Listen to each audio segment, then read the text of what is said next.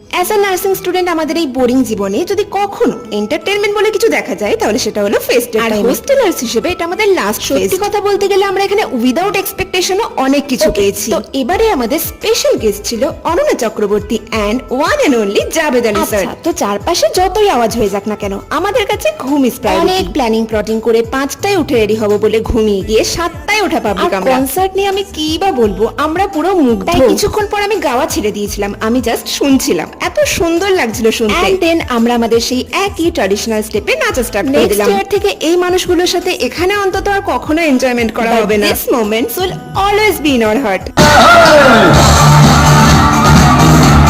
जब कहीं पे कुछ नहीं